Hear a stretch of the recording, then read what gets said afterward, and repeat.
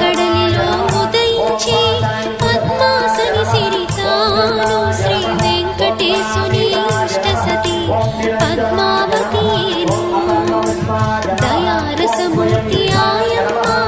ధన్యులు భువిజనులు ఎవరిపైన తన దృష్టుండో శ్రీమంతులోను వారు లక్ష్మీదేవి కథ శ్రీ లక్ష్మీదేవి కథ లక్ష్మీదేవి కథ